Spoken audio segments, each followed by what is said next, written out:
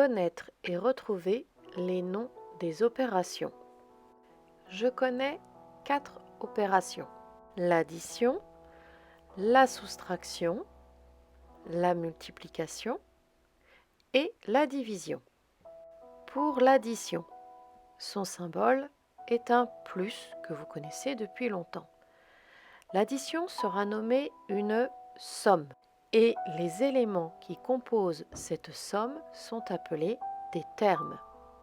Pour la soustraction, le symbole est le signe moins.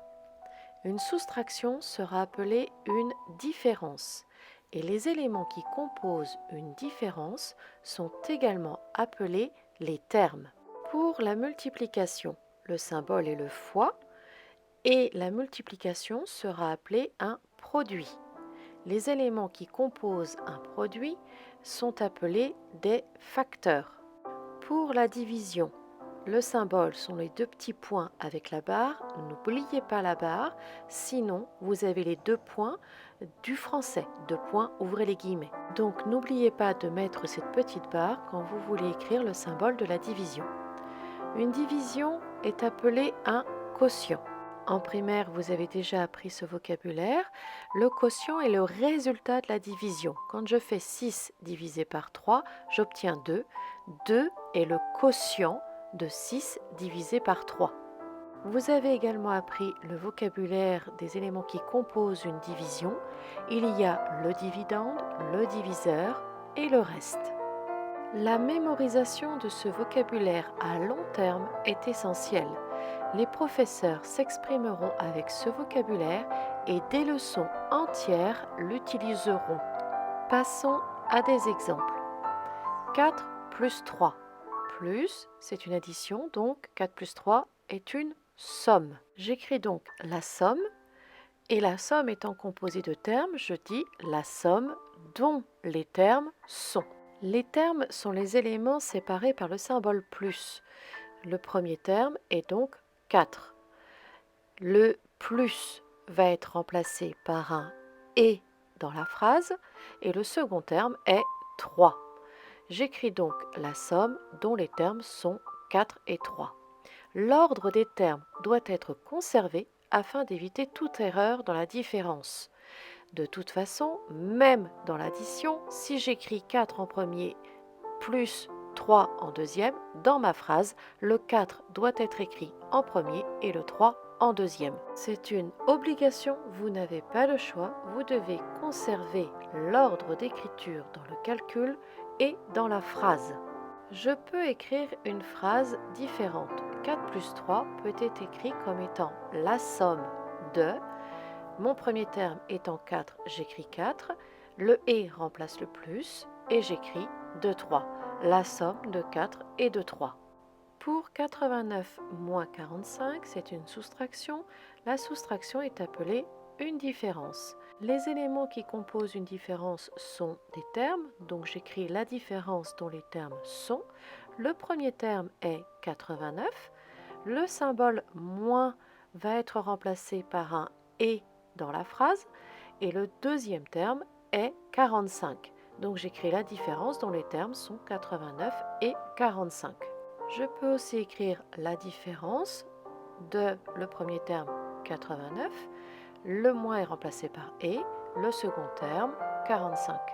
La différence de 89 et 45. L'ordre des termes est fondamental pour la différence, faites-y très attention. Vous devez connaître les 2 façons d'écrire le calcul.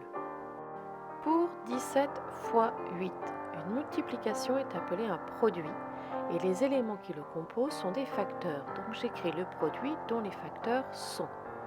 Le premier facteur est 17. Donc j'écris 17 en premier. Le second facteur est 8. J'écris donc le produit dont les facteurs sont 17 et 8. Je peux également écrire le produit de 17 puisque c'est le premier facteur, mais cette fois-ci, le symbole fois va être remplacé par le mot par. Donc on va écrire le produit de 17 par 8. Pour 45 divisé par 78, la division est appelée un quotient. Le quotient est formé d'un dividende, ici c'est 45, et d'un diviseur, ici c'est 78. Je peux donc écrire le quotient dont le dividende est 45 et le diviseur est 78. Mais je peux faire ma phrase d'une autre façon. Je peux écrire le quotient de, donc 45, puisque c'est 45 le premier élément écrit.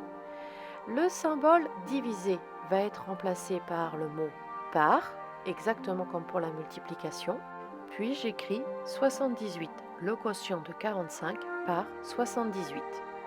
Pour 4 plus 7 fois 3, l'expression est plus longue. Dans un calcul, c'est la dernière opération faite qui détermine son nom. En respectant mes priorités opératoires, je vais commencer par la multiplication et je vais terminer par mon addition. Si je termine par une addition, ça veut dire que mon expression est une somme.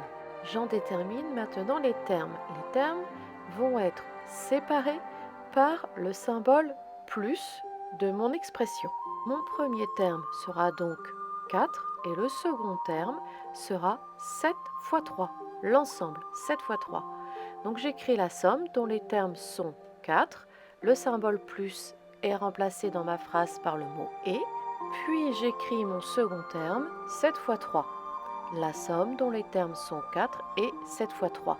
Retenez bien, c'est la dernière opération faite qui décide de l'appellation du calcul. Je peux écrire cette expression d'une autre façon. Je peux noter la somme de 4 et 7 fois 3. Soyez très vigilant dans le repérage de vos termes. 7 fois 3, le paquet, l'ensemble 7 fois 3, est bien un seul et unique terme. Un terme, un diviseur, un dividende, un facteur peuvent être composés de plusieurs opérations. Dans cette expression 5 onzièmes moins 7 huitièmes fois 33 moins 3 huitièmes, un calcul qui n'est pas du niveau 5e, la dernière opération faite est une soustraction. J'ai donc deux termes séparés par le symbole moins. Le premier terme sera 5 onzièmes moins 7 huitièmes fois 33 et le second terme sera 3 huitièmes. Dans cette autre expression, 2 tiers divisé par 8 septièmes divisé par moins 7 sixièmes plus 3 quarts, un calcul qui n'est toujours pas du niveau 5e, la dernière opération faite est une division. L'expression est donc un quotient dont le dividende est 2 tiers divisé par 8 septièmes et le diviseur est moins 7 sixièmes plus 3 quarts. Vous voilà prêt pour réussir vos exercices. Ne cherchez pas à aller trop vite et prenez bien le temps de faire vos priorités opératoires pour trouver la dernière opération faite.